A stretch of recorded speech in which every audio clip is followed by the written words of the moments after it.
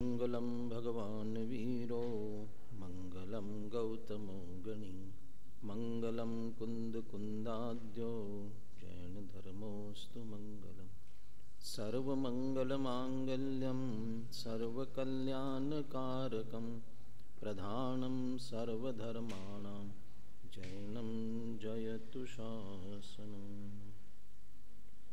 वंदितु सर्वसिद्धे ध्रुवमचलमणोऽमङ्गैं पत्ते वोच्छामि समयपाः मिन्मो सूयकेवली भणिदं नमः समयसाराय स्वानुभूत्या चकासते चित्स्वभावाय भावाय सर्वभावान्तरच्छिदे पुण्यपापदोकरं शिवमगरो कन्हार पुण्य पाप से पार है आत्म धर्म अपार।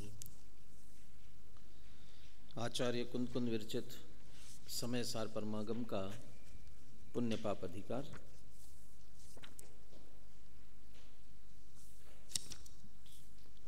पुण्य पाप के संदर्भ में हमारी क्या भ्रांति रहती है, उसे दूर करने के लिए यह अधिकार लिखा हुआ है।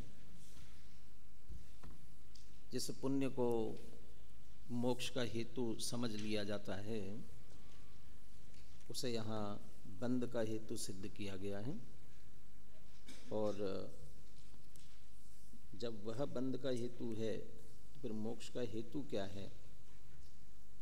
यद्यपि इस अधिकार का वह विषय नहीं है, इस अधिकार का विषय मोक्ष का हेतु क्या है बताना वे विषय नहीं है। पुण्य पाप अधिकार है, पुण्य पाप की चर्चा होती है, लेकिन पुण्य पाप की चर्चा नहीं करनी है। पुण्य पाप के संदर्भ में जो भ्रांति है वह दूर करनी है। तो पुण्य पाप के संदर्भ में, उसमें से पुण्य के संदर्भ में हमारे अंदर अरे ये क्यों कैसा क्या पता नहीं है, लेकिन सहज ही टोडर मंजी ने लिखा कि व्यवहार रत्नत्रय तक यह जीव अनेक बार आ जाता है, वहाँ तक तो पहुँच जाता है। यही छड़ाला की पंक्ति याद की थी ना, मुनि व्रतधार अनंत बार ग्रेवे उपजायो। तो शुभ भाव पुण्य तक तो आया ना, मुनि व्रतधार अनंत बार, तो अनंतों बार उसकी जो सबसे बड़ी ऊंचाई है, पुण्य की सबसे बड़ी ऊंचाई वो 90 ग्रेवे एक जाने वाली है, सबसे बड़ी, उससे ऊंची और पुण्य की दशा, शुभ भाव की दशा नहीं है। उसे अनंत बार छू लिया तब भी मुक्ति हुई नहीं ना, संसार में ही भ्रमण करता रहा।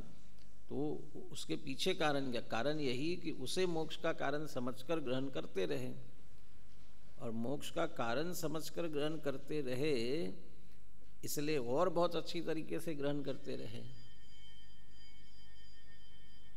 हमारा जो ये अग्रहित मिथ्यात्व कौन सा, कि थोड़ा सा शुभ में अच्छा लगना, ये अच्छा लगता है, अशुभ से शुभ में अच्छा लगता है, ये सहज है।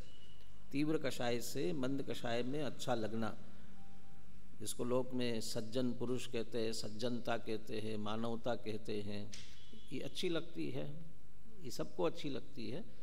हाँ, दुष्ट व्यक्ति दुर्जन हो उसे कदाचित अच्छी नहीं लगे, उसे तो दुष्टता ही अच्छी लगती है। लेकिन बहुत से लोग सज्जनता भी अच्छी लगती है ना, वो उसमें अच्छाई लगना ये सहज है, ये अपने आप अंदर प्रवृत्ति पड़ी हुई है। अब वो उसके वो अच्छाई में उपादेयपना जाने, उसे उपादेय माने, तो ये ऐसा विपरीतपना, मिथ्यापना ये बिना सिखाए हैं, तो ये इसलिए वो अग्रहितपना है। और फिर वह अच्छा है ऐसा जो अपने आप लगता था, अब जिनवाणी पढ़ करके हमने वो मोक्ष मार्ग ऐसा समझ लिया। अब मोक्ष मार्ग ऐसा समझ लिया तो उसमें उपादेयपने की और पुष्टि होगी। वो उपादेय है ऐसा और हमारा वो पहले से विपरीतता जो चली आ रही थी वो और पुष्ट हो गई। इसलिए वो ग्रहित मिथ्या दर्शन मिथ्यात्व जैसा हो गया। तो फिर है क्या वास्तविक, जिसे मोक्ष का हेतु समझकर हम कर रहे हैं, तो वो भ्रम तब निकलेगा कि जब वास्तविक मोक्ष का हेतु सामने आएगा। इसलिए वास्तविक मोक्ष का हेतु तो ज्ञान है, ज्ञान स्वरूप आत्मा। ज्ञान स्वरूप आत्मा का लक्ष्य करके प्रकट होने वाले ज्ञान का श्रद्धान, ज्ञान का ज्ञान, ज्ञान का अनुसरण, ये सम्यक दर्शन ज्ञान चारित्र है, ये मोक्ष के हेतु है। 152-53 की गाथा के आधार से इसकी चर्चा कर रहे थे। यहाँ व्यतिरेक से इस बात की सिद्धि की गई है। व्यतिरेक से क्या व्यतिरेक लिया? यदि व्रत, शील, संयम आदि पुण्य, शुभ भाव, शुभ क्रियाएं यदि ये मुक्ति के हेतु है तो ये अन्वय घटित होना चाहिए था ना, कि व्रत, शील, संयम आदि किए जाएं तो मुक्ति की प्राप्ति हो। अन्वय भी खंडित हो गया, समझ लीजिए। इसकी तरफ से अन्वयपना खंडित हुआ। व्रत, शील, संयम आदि हो तो मुक्ति हो, इसलिए ऐसा होता नहीं है। जो परमार्थ से बाहर है, व्रत, शील, संयम आदि करे तो भी मुक्ति की प्राप्ति नहीं होती। तो उसका अन्वयपना, कार्य कारणपना, यदि व्रत, शील, संयम आदि के ये कारण और उसका कार्य क्या कि मोक्ष, ये कारण कार्यपना हम देखने जाएं तो इसमें ये अन्वयपना घटित नहीं होता। व्रत, शील, संयम आदि हो और मुक्ति हो, ऐसा नहीं होता, नहीं होती है। व्रत, शील, संयम आदि बहुत आचरण करे लेकिन परमार्थ से बाहर हो, परमार्थ में स्थित नहीं हो, रत्नत्रय निश्चय रत्नत्रय युक्त न हो तो मुक्ति की प्राप्ति नहीं होती। तो ये अन्वय खंडित हुआ। और व्यतिरेक क्या होगा? व्रत, शील, संयम आदि न हो तो फिर मुक्ति नहीं होनी चाहिए, लेकिन होती है। ये लिया ना अमृतचंद्र आचार्य ने। व्रत, शील, संयम आदि नहीं होने पर भी ज्ञानियों के ये जो अंतिम टीका कल अपन ने पढ़ी थी, तो टीका का अंतिम अंश था। इसी प्रकार अज्ञान ही बंध का कारण है, क्योंकि उसके अभाव में स्वयं ही ज्ञान रूप होने वाले ज्ञानियों के बाह्य व्रत, नियम, शील, तप आदि शुभ कर्मों का अभाव होने पर भी मोक्ष का सद्भाव है। ज्ञानियों को तो उसके अभाव में भी मुक्ति की प्राप्ति होती है। टीका में एक वो शब्द थे, अज्ञानियों की बात जब आई तो व्रत, नियम, शील आदि को अंतर शब्द का प्रयोग किया, मूल टीका में संस्कृत में है। और ज्ञानियों की बात आई तब उसको बाह्य शब्द का प्रयोग किया हुआ है। हिंदी में नहीं लिया उसे अंतर बाह्य का, यहाँ तो ले लिया। ज्ञानियों के साथ तो बाह्य जोड़ा है, लेकिन अज्ञानियों के व्रत, तप, शील, संयम आदि शुभ कर्मों का सद्भाव होने पर भी, और यहाँ अज्ञानी नाम अंतर व्रत, नियम, शील, तप प्रवृत्ति शुभ कर्म सद्भावे अपि। इसमें भाव ऐसा, यदि हम उसके माने शब्दों से भाव लेना चाहें तो ये ले सकते हैं। चूंकि अज्ञानी उसे अपना अपना कार्य समझते हैं। मैं मुनि हूँ, मैं गृहस्थ हूँ, मैं व्रती हूँ, और इसलिए व्रतादि का आचरण मैं करता हूँ, मेरे भाव है। इस तरह से उसमें अहम बुद्धि है, एकत्व बुद्धि है, कर्तृत्व बुद्धि है। इसलिए वो उसके लिए वो अंतर वाले, अकेली क्रिया नहीं, उसके साथ इस तरह से जुड़ान है उसका, इसलिए वो अंतर व्रत लिए उसे, वो अंतरंग से कर रहा है ना, इसलिए। और ज्ञानी के हो रहे हैं, भूमिका के अनुसार हो रहे हैं, होते हुए बराबर निरंतर भेद विज्ञान है। ये मेरे नहीं है, माने क्रिया तो मेरी है ही नहीं, इसके लिए होने वाले भाव भी मेरे नहीं हैं, इनका कर्ता भी मैं नहीं हूँ, इस तरह से उससे अत्यंत भिन्नता है, इसलिए होते हैं बाहर में, होने योग्य होते हैं, इस कारण से बाह्य शब्द का प्रयोग किया होगा। तो ये व्यतिरेकपना खंडित हो गया। नहीं हो तो मुक्ति नहीं होना चाहिए थी, व्रतशील संयम आदि न हो तो मुक्ति नहीं होना चाहिए थी, लेकिन ज्ञानियों की मुक्ति हो रही है। तो इस पर कल अपन ने विस्तार से चर्चा की थी कि नहीं होने पर कैसे हो सकता है, वो तो होने ही चाहिए, बिना हुए कैसे हो सकता है। जैसे न आचार्य ने स्वयं ये प्रश्न उठा करके इसका समाधान दिया है।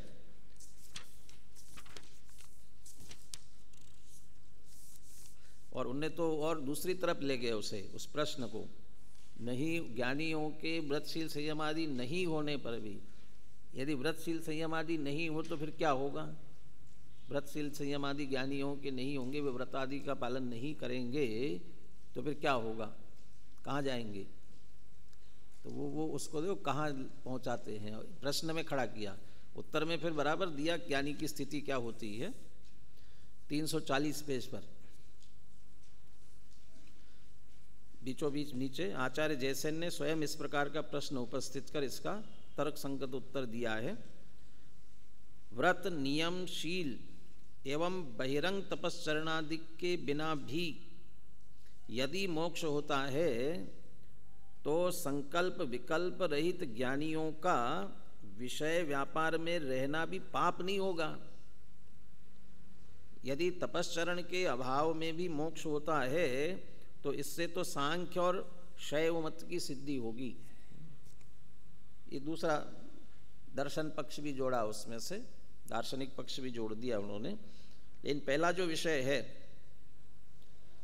यदि उसके बिना भी ज्ञानियों को मुक्ति होती है, इसीलिए तो ये आरोप लगाया जाता है ना, खाओ पियो मौज करो और मोक्ष चले जाओ, खाते पीते चले जाओ ना, क्योंकि ज्ञानी के भोग निर्जरा के कारण है, इसलिए वो क्या जरूरत है।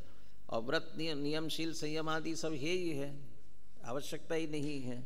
और यहाँ तो इन शब्दों में कह रहे हैं कि इनके अभाव में, ज्ञानी तो इनके अभाव में भी मुक्ति प्राप्त कर लेते हैं, तो फिर वो तो ज्ञानी तो सम्यक दृष्टि ज्ञानियों को व्रत नियम आदि करने की, पालन करने की कोई ज़रूरत नहीं है, तो नहीं करते हैं। तो यदि वे नहीं करते तो क्या करते हैं? तो विषय कषाय में रहते हैं, व्यापार में प्रवृत्त करते होंगे, पाप में लगते होंगे, और पाप में लगते हैं तब भी उन्हें मोक्ष होता होगा, ये प्रश्न है। तो फिर ज्ञानियों का विषय व्यापार में प्रवृत्त, यहाँ तो कह रहे पाप में लगते होंगे, वो करते तो होंगे लेकिन वो पाप नहीं होता होगा, वो पाप नहीं होगा उनका। क्यों? तो उससे तो मोक्ष हो रहा है ना, तो उसे पाप कैसे कहेंगे? वे पुण्य तो करते नहीं हैं, और आप कह रहे हैं कि पुण्य नहीं, व्रत आदि नहीं कर रहे हैं, शुभ क्रियाएं नहीं कर रहे हैं, तो विषय कषाय में व्यापार में लगे हैं और फिर भी मोक्ष जा रहे हैं, तो इसका मतलब वो पाप नहीं होता होगा, वो तो धर्म होता होगा, धर्म होता होगा, ज्ञान होता होगा, ये होता होगा ना। ये प्रश्न किया है। दूसरा प्रश्न दार्शनिक पक्ष से जोड़ा है, उसकी बात अपन अलग करते हैं। अब इसमें ये दूसरा भी प्रश्न इसी में से निकलता है कि पाप तो नहीं होता है, पाप नहीं है, लेकिन क्रिया तो पाप की चल रही है, पाप नहीं होता होगा कह रहे, पाप नहीं होता होगा ऐसा कह रहे हैं, क्योंकि वो चूँकि मोक्ष हो रहा है कहा गया, इसलिए उसे धर्म समझना चाहिए। यदि कर्णान योग से, चरणान योग से देखा जाए तो वह पाप है, और वो जितना पाप, जितनी उनकी प्रवृत्ति उसमें हो रही है, उससे पाप का बंध भी उन्हें हो रहा है, वो छूटते नहीं हैं। जितना अंश में वो पाप है उससे बंध भी हो रहा है। ये चर्चा आएगी आगे, 110 111 कलश आएंगे आगे, ज्ञान धारा कर्म धारा ये दोनों एक साथ चलती है, वो उसकी चर्चा वहाँ आएगी। ये सब होते हुए भी अब द्रव्यानि योग से देखते हैं, जैसे कि निर्जराधिकार आदि में आगे कहा, ये सभी बने वो उसके भोग, वे सब निर्जरा के लिए कारण बनते हैं ज्ञानी के। तो निर्जरा के लिए कारण बन रहे भोग भोगते हुए तो फिर हो गई ना पाप का, वो तो धर्म हो गया। ज्ञानियों का व्यापार धंधा करना, विषय कषाय में लगना, उससे निर्जरा हो रही, इससे धर्म हो गया ना।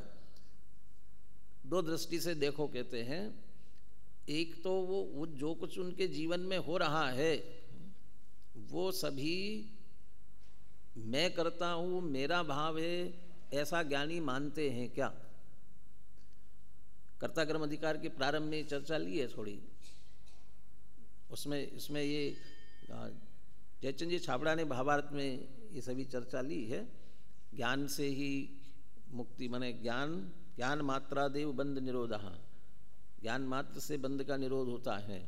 तो ज्ञान मात्र से हो रहा है सम्यक दृष्टि ज्ञानी, और उसे आश्रय हो रहा है, सम्यक दृष्टि को भी, ज्ञानी को भी आश्रय हो रहा है। आप कहते हो ज्ञान से बंध का निरोध होता है, तो सम्यक दर्शन हो गया, सम्यक ज्ञान हो गया, तो उन्हें आश्रय हो रहा है।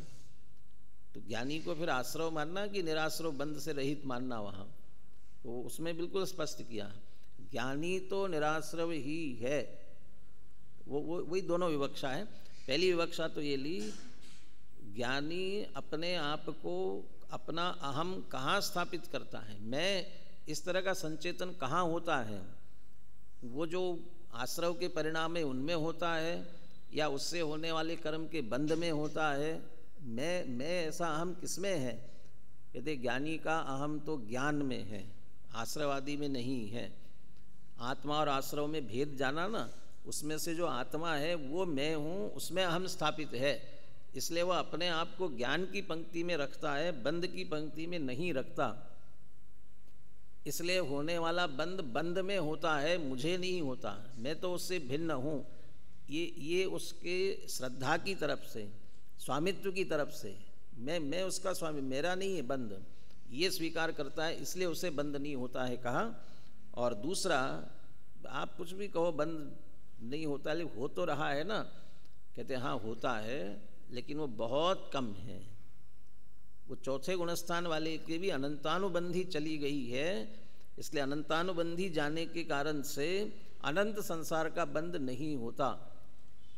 और वो जितना हो रहा है वो अनंत संसार के लिए कारण नहीं है, इसलिए उसको गौण कर देते हैं।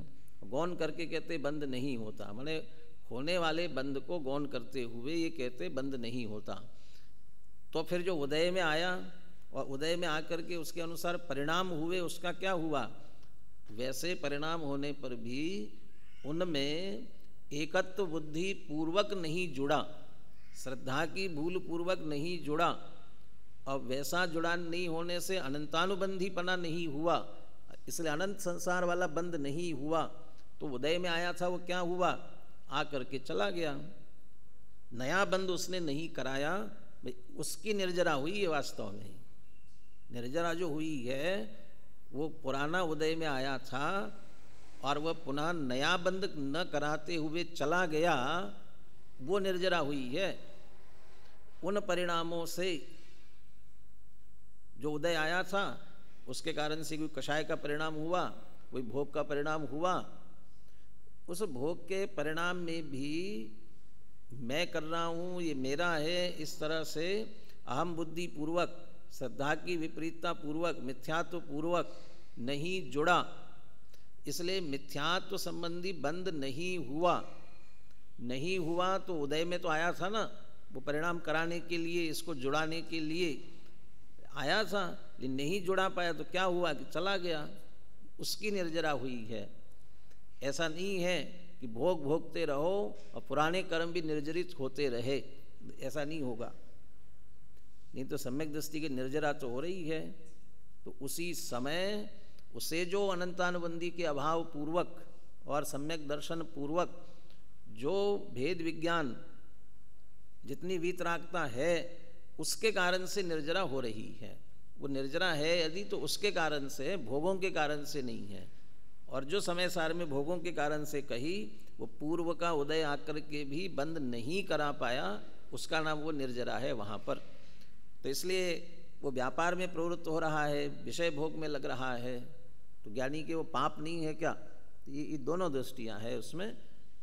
उतना बंद करणानुयोग के अनुसार हो रहा है पक्का, चरणानुयोग भी कहेगा उतनी कमी है। यदि चरणानुयोग ऐसा नहीं कहता तो उसे अनुव्रति क्यों कहते? महाव्रति कह देते ना। चरणान योग से अनुव्रति कहता है, इसलिए वो स्वीकार करता है कि अभी ये कमजोरी है, ये कमी है अभी। और करणान योग तो स्पष्ट कहता है जितने अंशों में है उतने अंशों में बंद हो रहा है, पाप का बंद हो रहा है।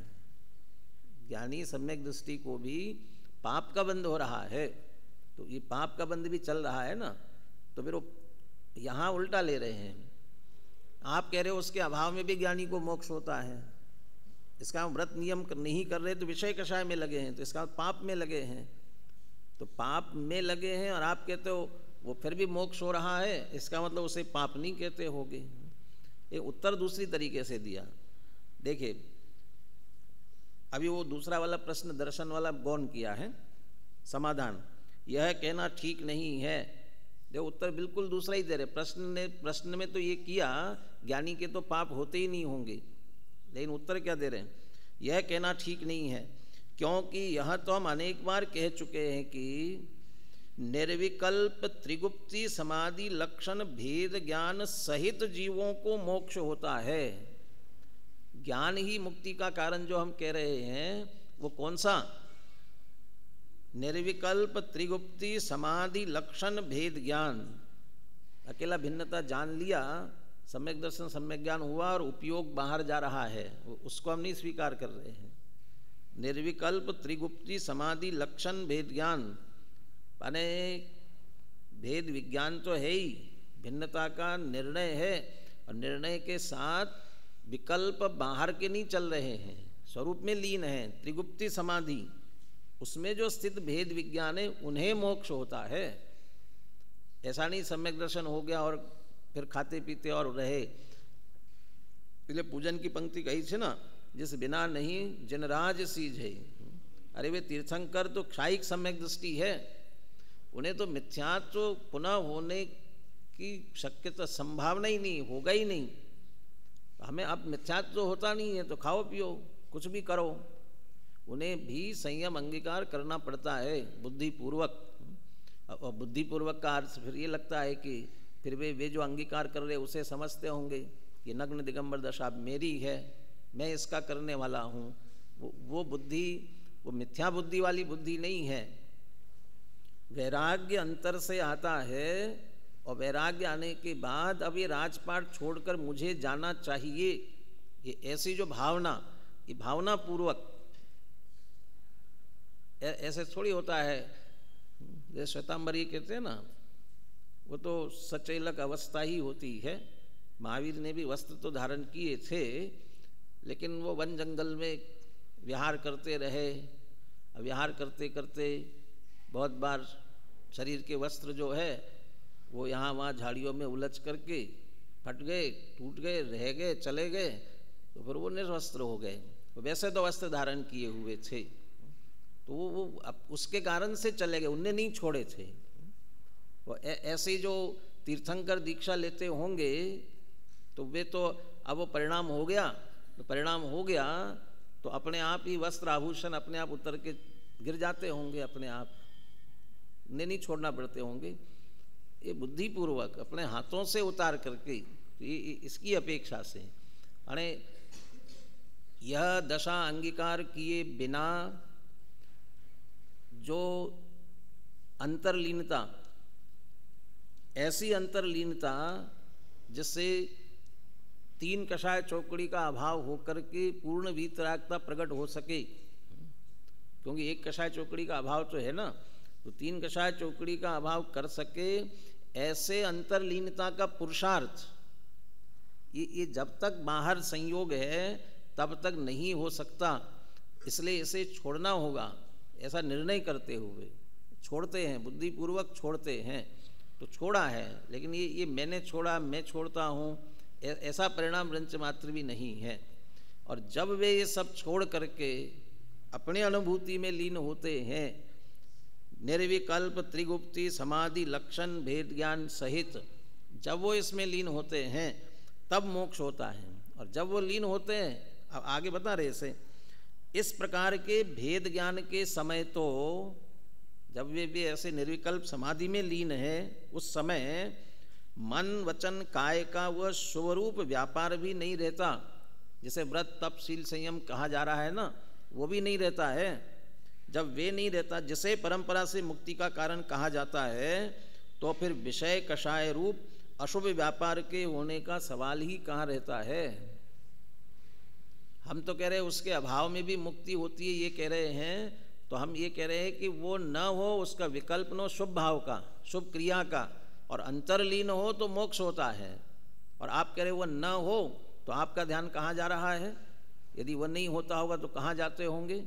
फिर तो विषय कषाय में व्यापार धंधे में लगते होंगे। आगे प्रतिक्रमण अप्रतिक्रमण वाला प्रकरण आया है।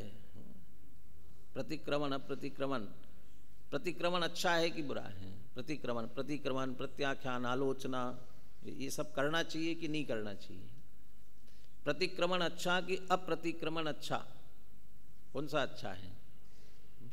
तो वहाँ आध्यात्मिक दृष्टि से ये कहा, ये प्रतिक्रमण करने का विकल्प, प्रत्याख्यान करने का विकल्प, आलोचना करने का विकल्प, ये शुभ भाव है।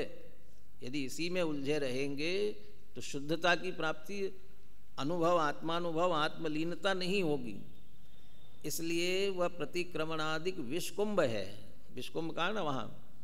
और ये भी छूट कर आत्मलीन होते हैं, प्रतिक्रमण का विकल्प भी छूट जाता है और अप्रतिक्रमण की दशा आती है, वो दशा अमृत कुंभ है।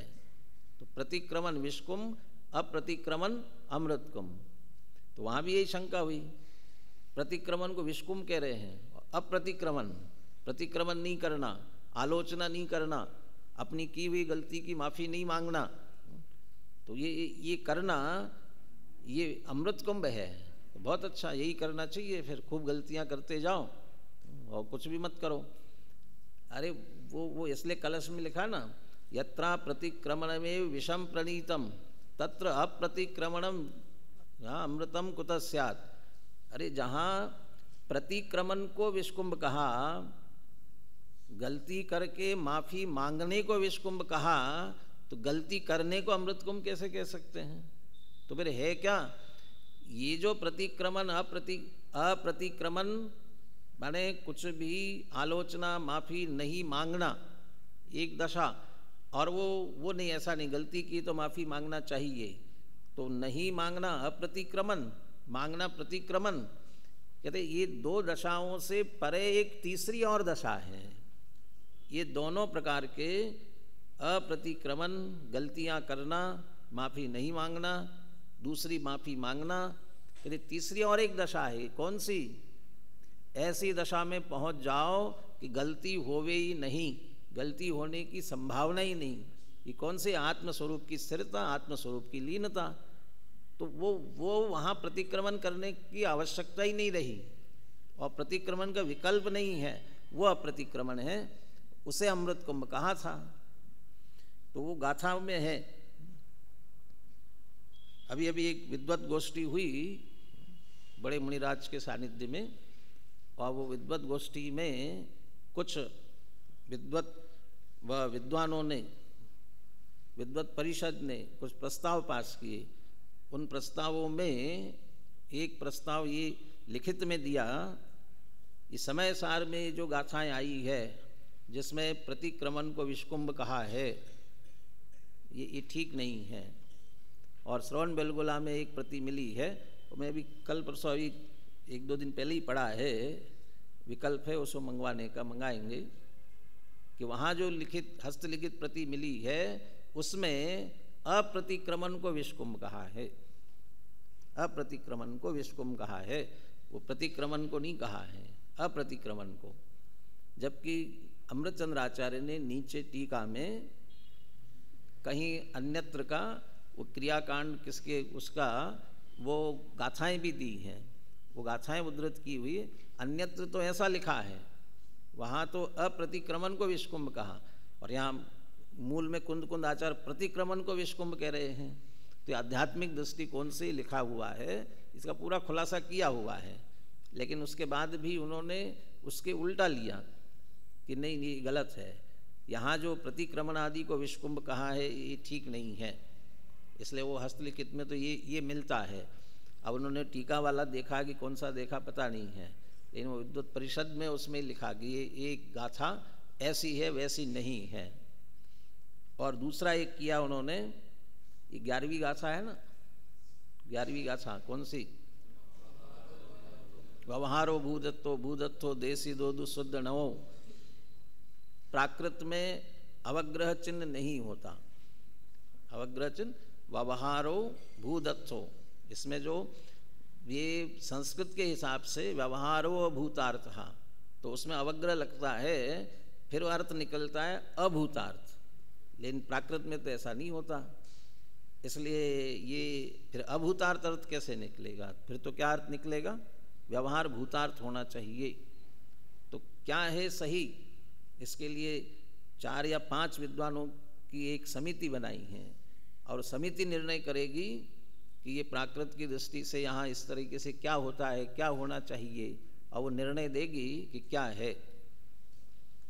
कदाचित ये निर्णय निकला कि प्राकृत में ऐसा नहीं होता, तो क्या अर्थ निकलेगा? व्यवहार न भूतार्थ होता है। और वो 5 विद्वानों ने मिलकर के निर्णय दिया, और वो फिर सर्वसम्मति से निर्णय हो गया और सबने मान लिया। फिर नीचे अमृतचंद्र आचार्य जो अर्थ कर रहे हैं उसका क्या होगा? अमृतचंद्र आचार्य अर्थ कर रहे हैं व्यवहार अभूतार्थ है, निश्चय ने भूतार्थ है, वो क्या होगा? वो इसलिए दादा कभी कभी कहते हैं ना, वो गोली दागने से पहले देखो कहाँ जा रही है, किसको लग रही है, किसके लिए। ये निर्णय करके फिर अमृतचंद्र आचार्य वो पूर्व आचार्य को झूठा सिद्ध करेंगे क्या? ये जैसन आचार्य कर रहे हैं ना अर्थ, ठीक है, अमृतचंद्र आचार्य ने ऐसा अर्थ किया, लेकिन दूसरा अर्थ भी होता है। व्यवहार नहीं भूतार्थ भी है और अभूतार्थ भी है, दोनों विवक्षाएं हैं। जयचंद जी छाबड़ा जो कहते हैं फिर उस पर ध्यान नहीं जाएगा। व्यवहार को आपने भूतार्थ सिद्ध किया, क्या होगा फिर? जयचंद जी छाबड़ा तो कहते हैं उसका फल क्या है। कांजी स्वामी नहीं कहते हैं, जयचंद जी छाबड़ा ने कहा है। माने ये सारा प्रयास इसलिए है कि कांजी स्वामी व्यवहार को अभूतार्थ कहते हैं और वो झूठा सिद्ध करना है। और उनके झूठे सिद्ध करने में और कौन कौन झूठे सिद्ध हो रहे हैं वो उसकी चिंता नहीं है। किसी और को गाली दे रहे हैं, वो गाली फिर किस किस को लगेगी वो उसकी चिंता नहीं करते ना। ये जयचंद जी छाबड़ा ने लिखा, उसका फल तो संसार है। व्यवहार को भूतार्थ सिद्ध करोगे तो क्या फल निकलेगा? तो ये विचार नहीं करते। तो ये अप्रतिक्रमणादि को वहाँ अमृत कुंभ कहा और वो प्रतिक्रमणादि को विष्णु कुंभ कहा, तो वो मान्य नहीं है, इसलिए उसके उल्टा लेना। यहाँ क्या चर्चा कर रहे थे? तो यदि ज्ञानियों के व्रत नियमशील संयमादि नहीं होने पर भी मुक्ति होती है ऐसा कहा, तो व्रत नियमशील संयमादि नहीं होते हैं तो फिर क्या होते होंगे? विषय कषाय भोग होते होंगे। इस तरफ ध्यान जाता है। कहते जब हम व्रतशील संयम आदि शुभ का निषेध कर रहे हैं तो अशुभ तो कहाँ रहेगा, वो तो उसके पहले चला जाएगा। उसके उदाहरण भी दे रहे नीचे। इस प्रकार के भेद ज्ञान के समय तो मन वचन और काय का वह शुभ रूप व्यापार भी नहीं रहता जिसे परंपरा से मुक्ति का कारण कहा जाता है, तो फिर विषय कषाय रूप अशुभ व्यापार के होने का सवाल ही कहाँ रहता है? वहाँ कहाँ विकल्प रहेगा? देखो दृष्टांत क्या देते हैं। जिस प्रकार चावल के अंतरंग तुष के चले जाने पर बहिरंग तुष नहीं रह सकता। चावल का छिलका धान होता है ना, धान तो उसे पीला छिलका होता है, पीला छिलका उतार दिया। जहाँ अब तो सब मशीन आ गए, सब पॉलिश हो जाती बहुत बढ़िया।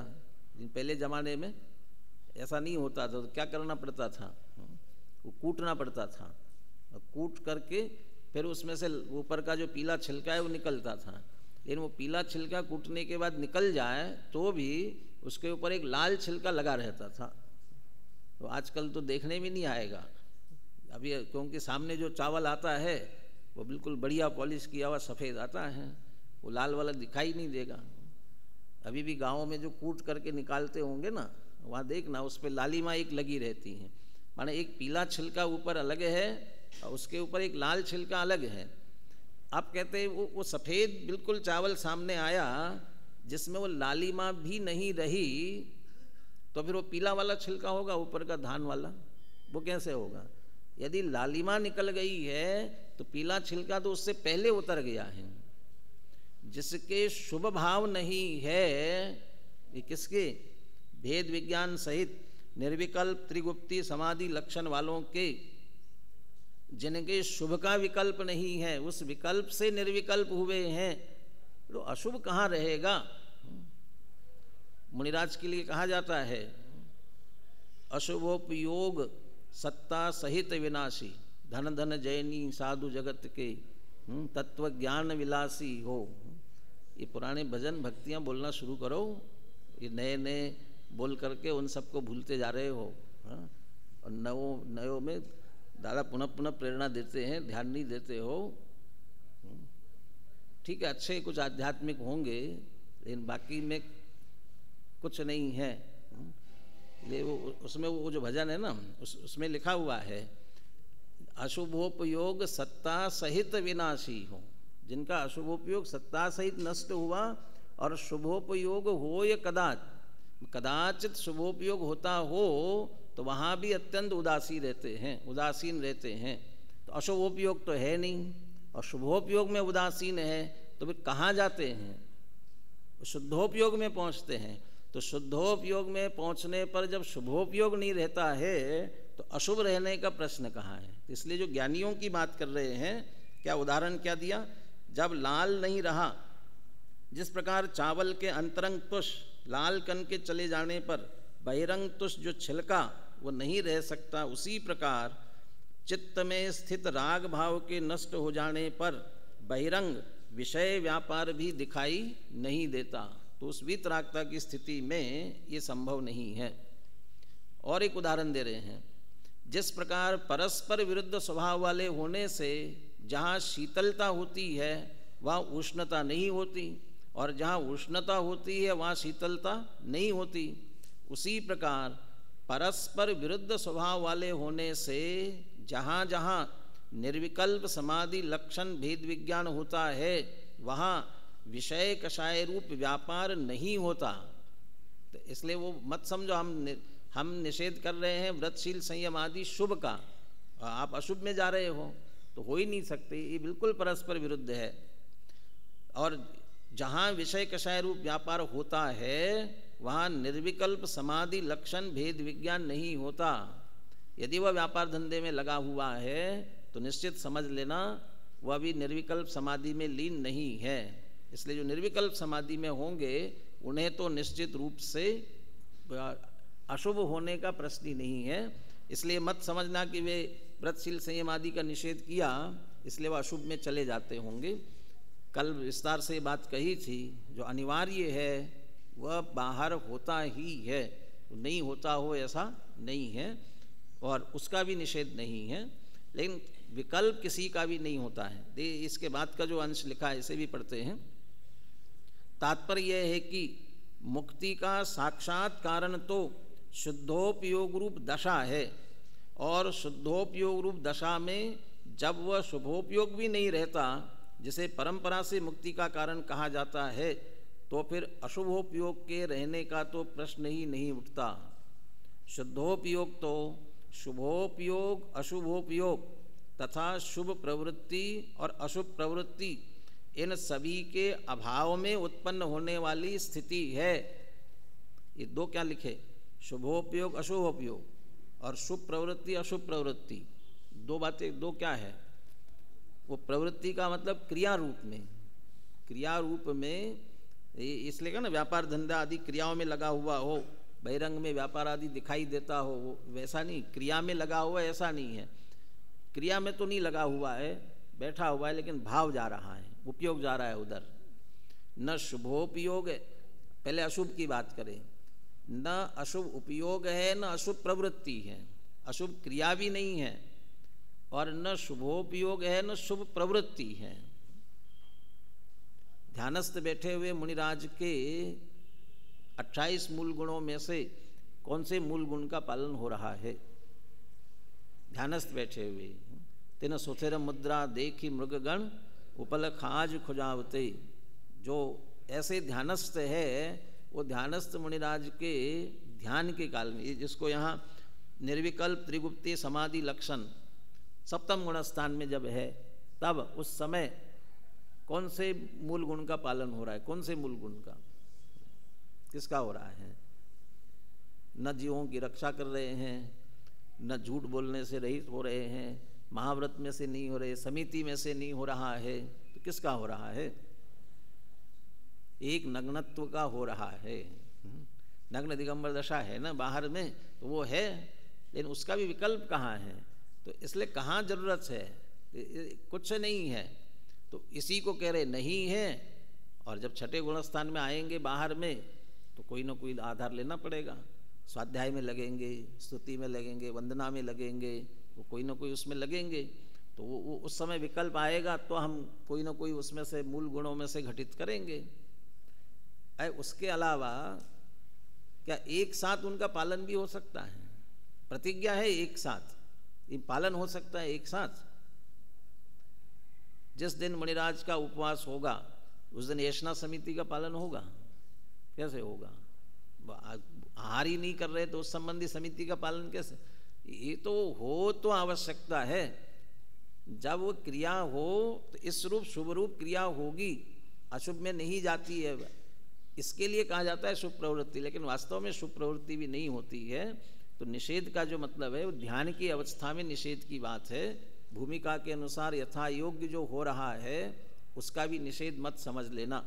इसलिए जैसे नाचार्य की और इनकी इतनी अपन ने चर्चा की, अब इसी का पोषक कलश काव्य 105 नंबर का है, उसकी चर्चा अपन आगे करेंगे।